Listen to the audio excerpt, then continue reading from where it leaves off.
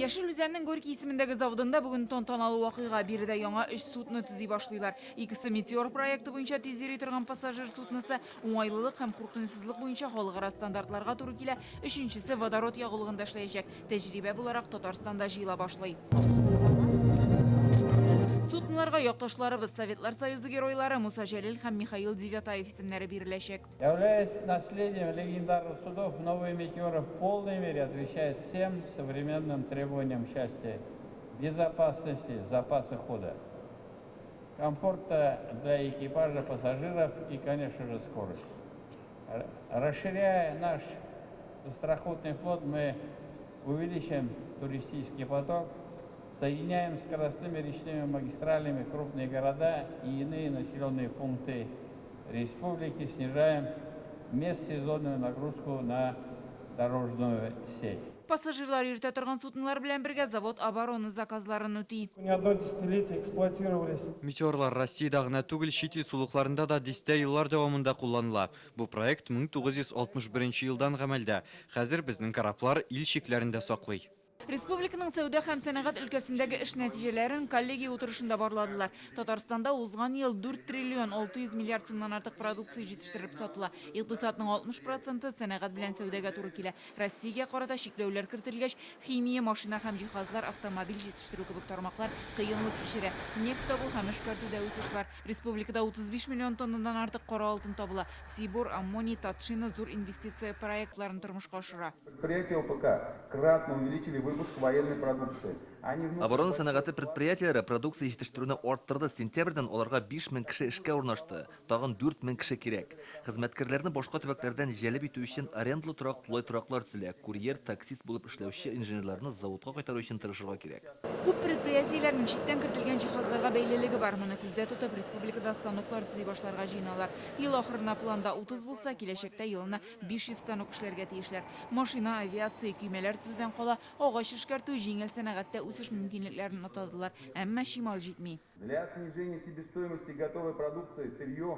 Продукциянең үз кыйммәтен киметү өчен үзебездә җитештерергә кирәк. Әйтик, тиз үсә торган каен утыртырга була. Җиңел сәнәгать өчен киндер һәм җитен үстерү, шулай ук синтетик җип өчен шимал җитештерергә кирәк.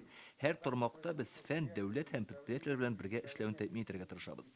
Россия сәнәгать һәм сәүдә министры урынбасары Альберт Кәримов республика сәнәгатендә узган ел алып барылган эшчәнлеккә югары бәя бирде. Лидер нашего грузового машиностроения компания КАМАЗ. Йөк машиналары төзүдә алдынгы булган КАМАЗ да күрсәткечләрне арттырды. К5 моделен төзи башлау зур хезмәт. Солерс компаниясендә коммерцияле җиңел автомобильләр төзи башладылар. Аурус комендант проекты да үсештә. Предприятиеләрдә җитештерү күрсәткечләрен генә түгел, хезмәткәрләрнең туклану мәсьәләсендә күтәрделәр. Роспотребнадзор 47 зур оешманы тикшергән. Барысында да кимчелекләр табалар. 2 ашханәнең эшен гомумән туктаталар. Выявлены как продукты с истекшим сроком годности. Аларда яраклылык вакыты чыккан, маркировкасы булмаган ризыклардан пешерәләр. 1 тонна товар кулланыштан алынды. Бу бик зур сан. Кимчелекләрнең күбесе салатларда табылды. Бу тикшерүләр республика рәисе йөкләмәсе буенча үткәрелгән була. Нәтиҗәсен ишеткәннән соң Рөстәм Миңнеханов предприятие җитәкчеләренә җитди кисәтү ясады. Стыд, позор. Как вы можете себе позволить, чтобы ваших людей кормили, не зная откуда и чем? Что, в Татарстане качественной нормальной продукции нет, что ли? Так же нельзя быть безразличным. Здоровье вашего персонала, здоровье ваших людей. Ну как можно, значит, вот так относиться к своим работникам? Разные есть. Есть, где образцовые и субсидируются, и там какие-то формы, другие поддержки есть. Неужели мы не можем привести в порядок наши столовые? Люди должны нормально питаться.